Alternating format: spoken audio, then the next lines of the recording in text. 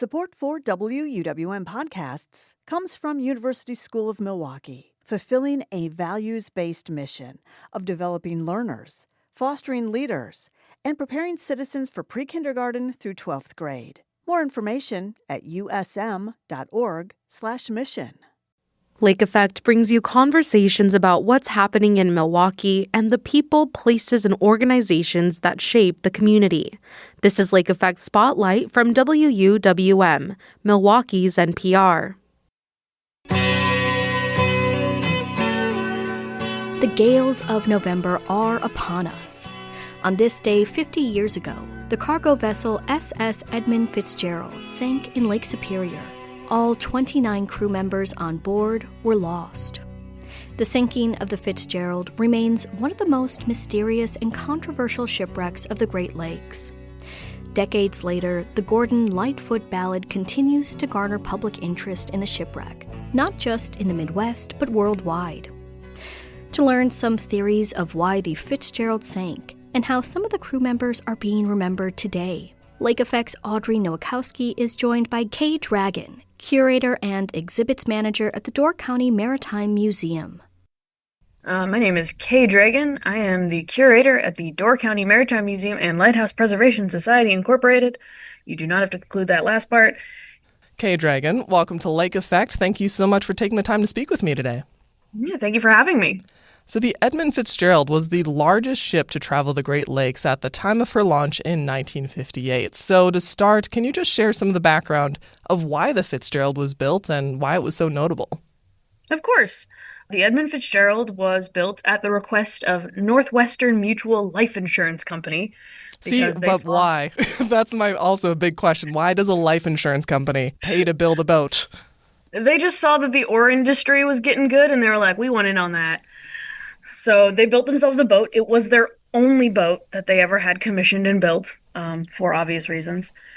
But they commissioned Great Lakes Engineering Works to build it out of Ecorse, Michigan, and then it was launched and named after the chairman of the board, Edmund Fitzgerald. At the time of its launching, it was 729 feet long, which was 1 foot smaller than the maximum length allowed by the channels and the locks. And it was 75 feet wide, which is the maximum width that can go through the locks. And at the time of its launching, there were, oddly enough, several omens that people now look back at and say, something should have been wrong. It apparently took Mrs. Fitzgerald 3 tries to break the champagne bottle across the bow. It hit the water wrong and caused a massive wave. And in that startling, a gentleman had a heart attack and died at the launching. Wow. Okay, so I didn't know these details about the launching, and my follow-up is going to be other problems that the ship experienced, like mechanical or otherwise, from its launching point up until its sinking. There was note of some captains maybe work the ship harder than necessary, strictly to keep on a schedule and to make money. What kind of things or concerns were brought up later on, and as this ship has been studied? So most of the issues that were brought up came from like you said, the captains, and then the Coast Guard report after the sinking. So the captain at the time, Captain McSorley, his workers said that he might have driven it a little harder than he should have. But he's been captain for years. He was 63 at the time of the sinking. He knew what these boats could do. He knew exactly what it could handle, what it couldn't handle, how things would work. So him running it hard could have been just, this is what a boat can do, and I know that. But we'll never know because, unfortunately, we cannot ask him. Other than that, the ship, it wasn't very old, and it had just general wear and tear. It didn't really have any major issues. At one point, I think it hit bottom in a dock, and they had to patch that up. But no collisions, no major cracks, nothing of that sort. For all intents and purposes, the Queen of the Lakes, as it was called when it was first launched, was a whole and hearty ship. We'll jump ahead here to the main event on November 10th, 1975. What is the significance of the phrase, "we are holding our own," as it relates to the Fitzgerald? So when the Fitzgerald was making its final trek, the Arthur M. Anderson, a slightly larger freighter, was following about 10 miles behind. They were taking the same route, they were going the same place, and with the weather worsening, they decided to use the buddy system. And so the Anderson kept eyes on the Fitzgerald, and the Fitzgerald tried to keep eyes on the Anderson. There are several recordings of their conversations. At one point, the Fitzgerald said that they lost their radar, they couldn't see, there was some fencing damage on deck, and the Anderson was just there to be their eyes for when they couldn't see. And at around, I want to say it was 7:15 when the final conversation happened, the Anderson went, "Okay, so you're having some problems, but like how are you doing?" And the captain of the Fitzgerald went, "We're holding our own." And the Anderson went, "Okay, we'll call you back later." And that was the last conversation anyone had with anyone aboard that ship. So let's talk about the conditions. Can you explain what kind of storm the Fitzgerald was going through on November 10th? It was a hurricane, essentially. Winds upwards of, I want to say 70 miles per hour. There was that. There was also at the same time a snow squall happening. There were winds, there were snow squalls. The winds traveled from one end of Superior to the other and just kept building the whole time because there was nothing to stop them. I think the highest wind speed was in knots 45. And oddly enough, this type of storm happens every so often. The first one recorded was 1913, the White Hurricane, as it was called, which ended up with 250 lives lost and over 50 ships sunk or damaged. And then the Armistice Day storm of 1940, which something very, very similar, but no sailors lost their lives, only oddly enough people who were hunting. It would have been seasonably warm, much like the days before the Fitzgerald went out. So hunters went out for one last hunt. It dropped to below freezing overnight, and they unfortunately passed in their blinds. And then 30 years later, very similar storm, high winds, low visibility due to snow, very heavy snow, and below freezing temperatures, which creates kind of a cauldron of bad for anyone on the lakes. Most of these ships took shelter, didn't leave port, or booked it to a different port in order to make sure that they stayed safe. With the Anderson and the Fitzgerald, they were both sturdy, they were both big, they thought that they could make it, and the Anderson did make it. We'll never know why the Fitzgerald did not. To get into never knowing why, and I suppose that's part of why it's still got such a hold on us 50 years later, can you share some of the most prevalent theories as to why this sank? When I was researching this exhibit, I found, I want to say there were 4 main ones. Top was just general structural weakness from McSorley running it hard, other captains running it hard, which is a little unfounded, but it could be possible. I don't know much about ships, but from the reports that I've read, it seemed in ship shape. Unsecured hatches could have been an issue, but no ship would have left dock with unsecured hatches, especially since they had loaded just that morning. The 2 that are probably most possible are one called the Three Sisters, which is a succession of 3 very high waves, rogue waves, hitting one after the other, which kind of drove the Fitzgerald down into the lake bed from the surface.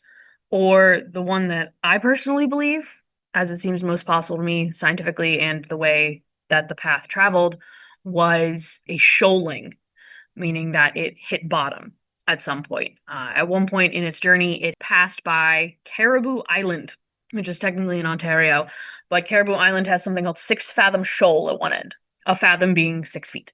So it's 36 feet deep at its shallowest at that point.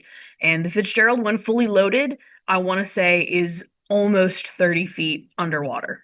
So any sort of large wave, which they had 30-foot waves that night, could have caused it to bounce off the bottom. If something like that would have happened, it would have snapped a little bit in half, damage along the bottom, and it could have popped the railing, which they did see railing damage, and blow some vents just from air pressure from the inside of the ballast and the tanks itself. So that's the one I believe seems the most plausible. Yeah, it's so interesting because you can watch a number of documentaries or interviews of people who did dive to the Fitzgerald and all the theories and what they think is the right answer, right? And this is 50 years on, and people may assume like, well, hey, we've developed more technology and analytical tools. How come any new information about this hasn't come out? So can you explain why we can't simply just go back down and explore more? In 1999, they brought up the bell from the Edmund Fitzgerald. The bells are seen as the heart of the ship. So they brought it up. It is now on display at Whitefish Point at the Shipwreck Museum up there. And they lowered another bell down that has all the names of the men that went down with the ship. After that mission, it was deemed a protected grave site and cannot be dived on, visited without express permission from the Canadian government, which also includes the Canadian government reaching out to the families.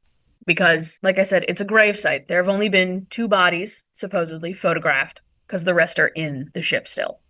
So you can't just go down and be like, I'm going to go visit. Because 1, you need the government, and 2, it's really deep. It's over 200 feet down, which I don't know much about diving, but that sounds like a lot. And with the conditions of the lake, I'm sure those windows to dive safely are only so much too. So you mentioned 29 lives were lost, and when the Fitzgerald is talked about, we just hear that general blanket summary of the crew, but we don't usually get more information about the people beyond that. And your exhibit at the Door County Maritime Museum does detail more about the lives of 2 crew members that were from Sturgeon Bay. There's Oliver Buck Champeau and Russell Haskell. I'd love to learn more about them, so let's start with Buck. Buck was the 3rd assistant engineer. Oddly enough, Russ beat him out of the 2nd assistantship. He's from Sturgeon Bay, Wisconsin. He grew up here. He went to high school with Russell. And at the time of his death, he had just bought a lake house up on Clark Lake. He had 1 daughter. Her name is Deb. She's still kicking. She's a very funny lady. We've been in contact with her a lot. But Buck joined the world of freighters after he served in the Korean War as a Marine. When he came back, he started working on freighters. He wasn't usually on the Fitzgerald, but when Russell Haskell said, hey, we have an opening, he joined on that way to join his old friend. He was only sailing in November because you made more money in November due to treacherous conditions, in order to try and pay off for his lake house for Deb, who was only 17 at the time, to live in and have fun with. So Buck was remembered by Deb as a very kind and loving father. He taught her how to drive, but she had very strict rules about driving.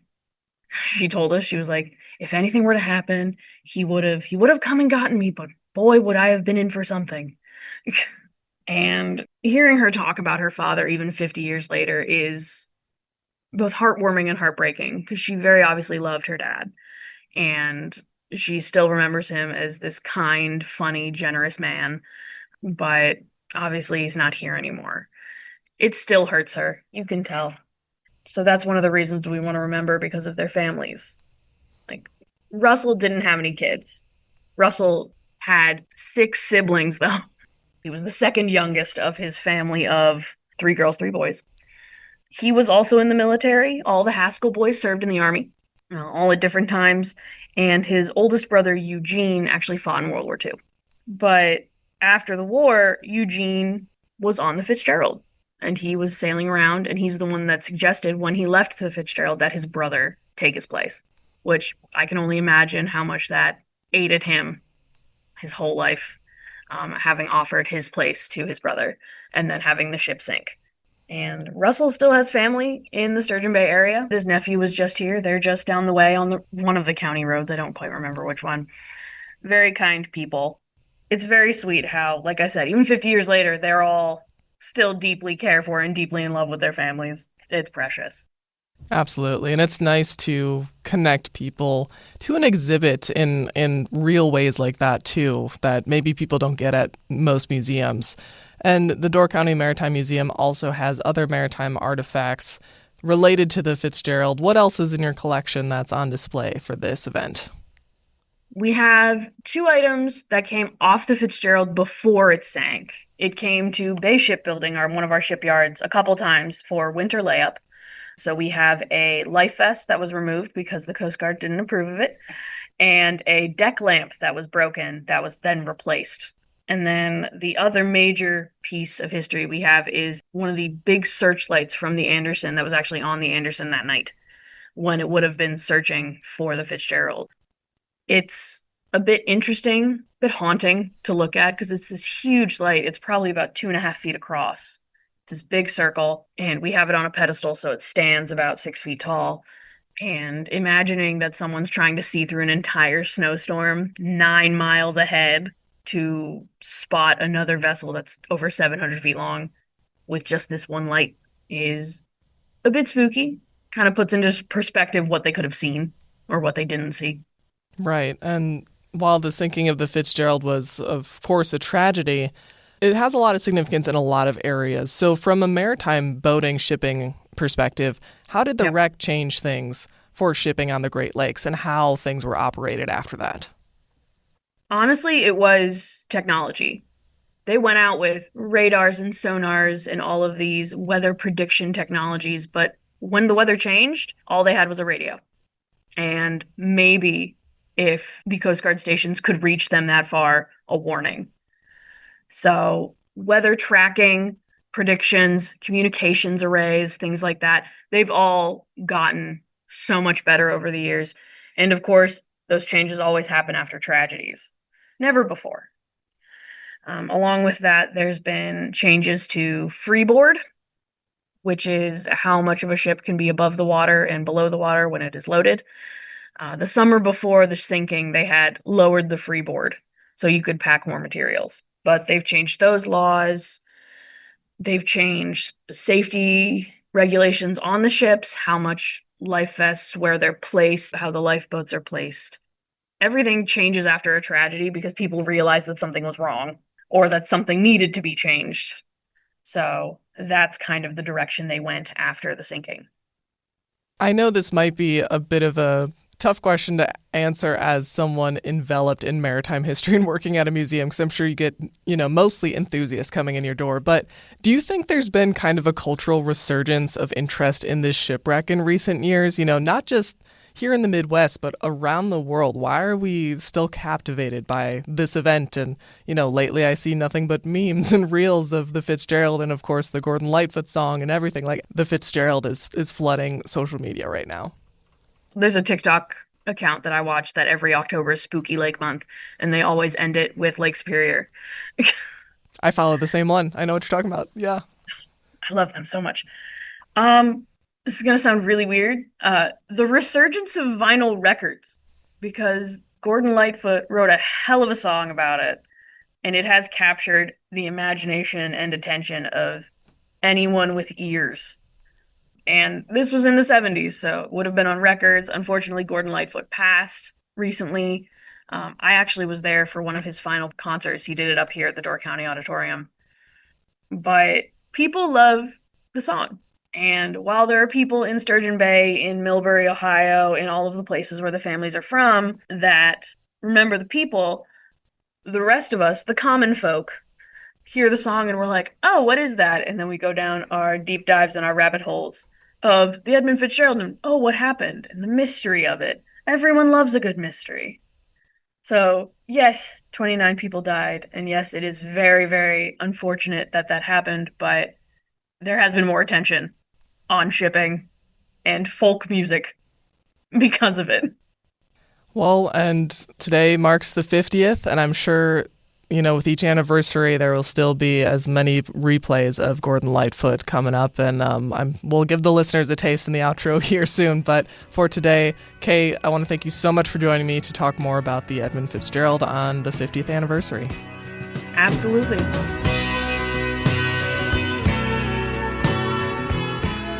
Kay Dragan is the curator and exhibits manager at the Door County Maritime Museum.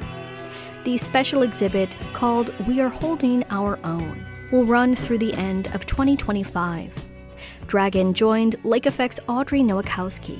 You can listen to their full conversation at WUWM.com.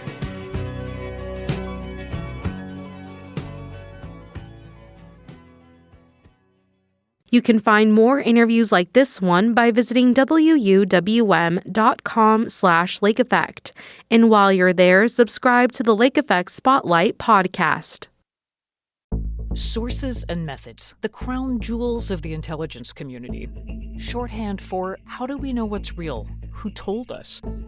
If you have those answers, you're on the inside, and NPR wants to bring you there. From the Pentagon to the State Department to spy agencies, listen to understand what's really happening and what it means for you. Sources and Methods, the new national security podcast from NPR.